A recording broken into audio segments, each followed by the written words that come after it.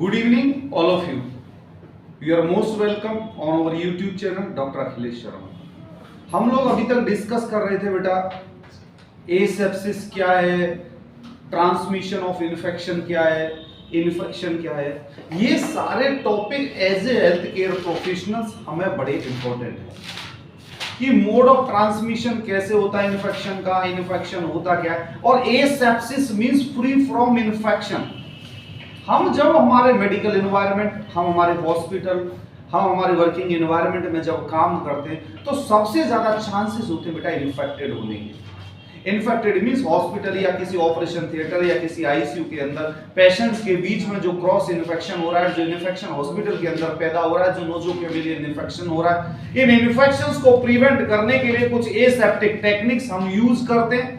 इन aseptic techniques के बारे में हम थोड़ा सा डिस्कशन करेंगे। बाकी प्रैक्टिकल के लिए हम अलग से एक वीडियो बना के डाल देंगे कि हैंड वॉशिंग का प्रोसीजर ऐसे करते, गाउन में ऐसे पहनते, ग्लव्स ऐसे पहनते। ठीक है बेटे, मैं आपके लिए सामान भी अवेलेबल करवा दूंगा कि हम लोग गाउन ऐसे पहनते, ग्लव्स ऐसे पहनते, उसकी एक सेपरेट वीडियो बना देंगे, गाउनिंग, ग्लविंग और इसकी। तो बेटा जब हम इस चीज को फोकस करते हैं तो सबसे पहले आता है हैंड वॉशिंग। हैंड वॉशिंग एक कॉमन एस्पेक्ट है हमारे इन्फेक्शन को प्रिवेंट करने का।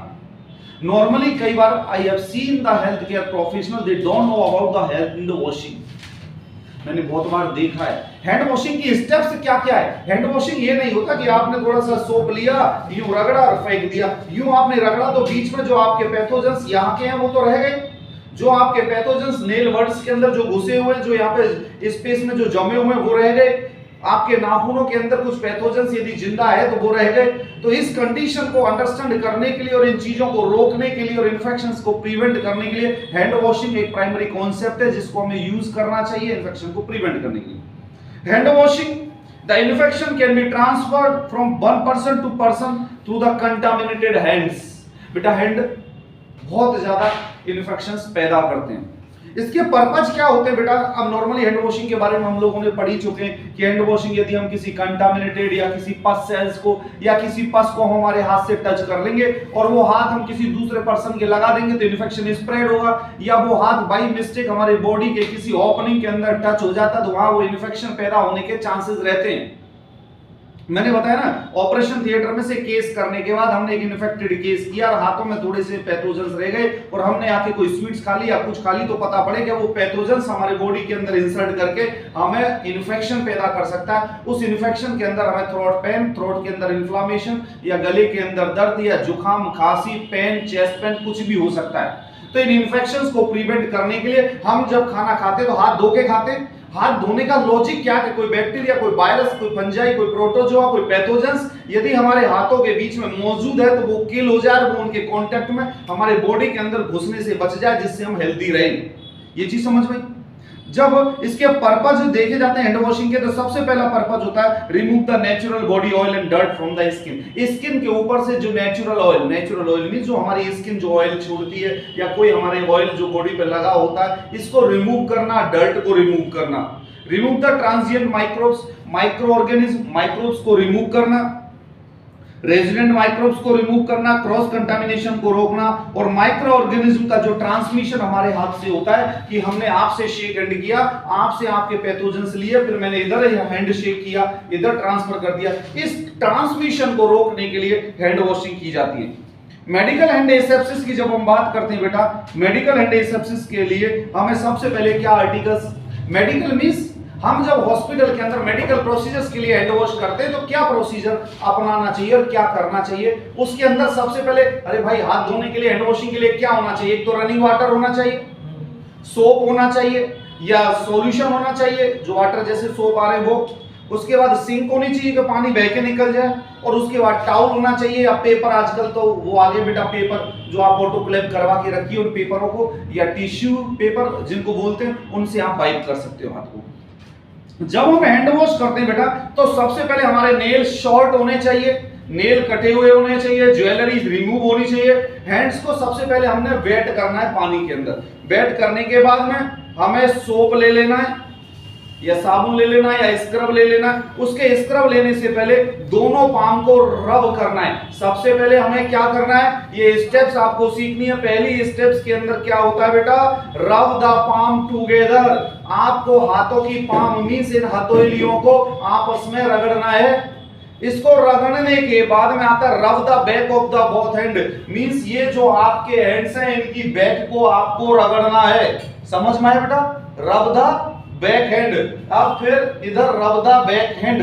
इस बैक हैंड के करने के बाद में interface fingers and rub the hands too. Interface fingers means हमारी जो दोनों फिंगर है, हमारी फिंगरों के बीच में ये थर्ड स्टेप्स।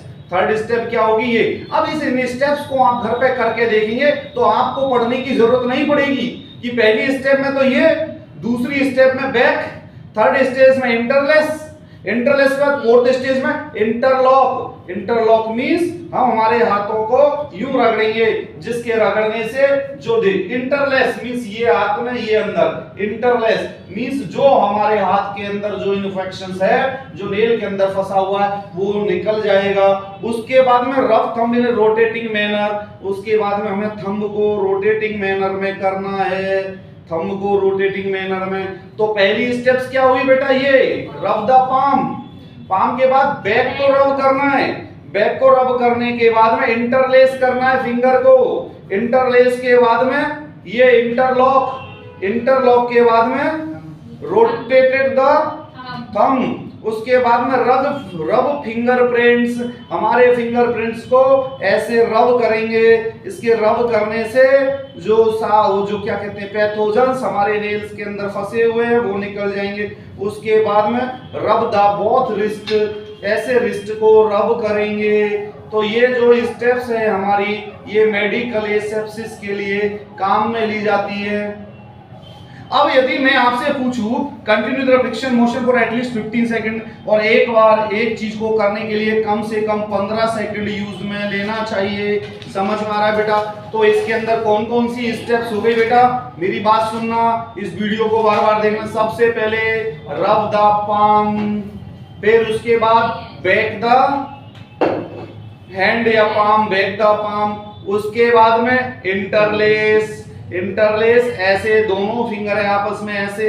इंटरलॉकिंग, इंटरलॉकिंग के बाद में rotate the thumb, rotate the thumb के बाद में फिंगर, उसके बाद में रिस्ट। बहुत मजा आ गया, सोनाली इस चीज को सीख गई, बहुत बढ़िया आनंद है कि हमने ये 2 मिनट ये प्रोसीजर की। नहीं बेटा हंसने वाली बात नहीं है ये। यदि आप इन स्टेप्स को करके देखेंगे ना तो कभी मैं कभी भी पूछ ले, कोई भी पूछ ले बेटा हैंड वॉशिंग की स्टेप्स बताना, तो आपको आना चाहिए। अरे हॉस्पिटल में जाते हैं ना बेटा, सबसे कॉमन क्वेश्चन यही होता है कि आप बताइए हैंड वॉशिंग कैसे करते हैं। आपको पता ही नहीं है प्रोसीजर, तो आप कैसे बताएंगे? तो आप कम से कम बता सकते हैं सर ऐसे ऐसे प्रोसीजर ये होता है, ये स्टेप्स होती है। मेडिकल मींस जब हम कोई मेडिकल केस करते हैं तो हमारे हैंड वॉश यहां तक होते हैं, इसके लिए हम ये स्टेप्स फॉलो करते हैं। तो ये चीज हुई मेडिकल एसेप्सिस के लिए हैंड वॉशिंग। उसके बाद आता है बेटा surgical hand scrub. Surgical hand scrub कैसे करते हैं बेटा? सर्जिकल हैंड स्क्रब हम हमारे जो ये जो स्टेप्स है उसके बाद surgical hand scrub means elbow तक हम हमारे हैंड वॉश करते हैं सर्जिकल प्रोसीजर के लिए। सर्जिकल प्रोसीजर के लिए मींस साबुन लेके हम एल्बो तक लगाते हैं। एल्बो तक लगाने के बाद हाथों की तो वही स्टेप्स रहेंगी।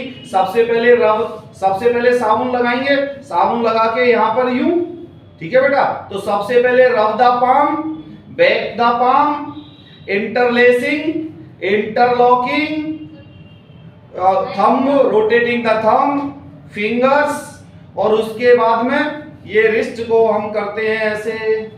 इसके बाद में लास्ट में जब हम एक बार और ये करके रनिंग वाटर के अंदर हाथों को यूं धोते हैं कि जो पानी है वो आपसे यूं निकलता हुआ जाए। हैंड वॉशिंग के दौरान जो पानी है वो यूं निकलता हुआ जाए। ये नहीं आप यूं हैंड वॉशिंग कर रहे तो पता पड़े ऊपर का जो इन्फेक्टेड या जो पैथोजेंस या जो कंटामिनेटेड वाटर है वो आपके हाथों पे होता हुआ जाए। हमेशा हैंड वॉशिंग यूं किया जाता है जिससे कि आपके ऊपर जो पानी गिर रहा है वो पानी अपने डर्ट, गंदगी, कंटामिनेशन, पैथोजेंस को लेते हुए नीचे से निकल जाए। इस प्रोसीजर को क्या बोलते हैं बेटा? Surgical hand scrub.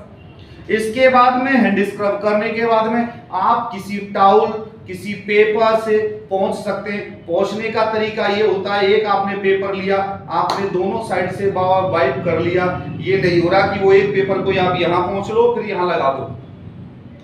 दूसरा पेपर लिया, ये करा, फिर एक पेपर लेके हम यूं आउटर आउटर लेके फेंक दिया, दूसरे को लिया नीचे तक उसको फेंक दिया। मींस जो पेपर हम ऊपर से एक बार नीचे तक पहुंच जाएगा तो यहां से तुरंत उसको डिस्कार्ड कर देंगे। ये नहीं यहां लाने के बाद में दोबारा आप उसे फ्रंट में ले आएंगे, पेपर की कमी के कारण आप रगड़ते रहेंगे तो ये दोबारा कंटामिनेट हो जाएंगे हैंड। तो ये हैंड वॉशिंग का प्रोसीजर होता है बेटा, ठीक है बेटे। और प्रोसीजर करते टाइम ये सारी स्टेप्स आपको यूज करनी है।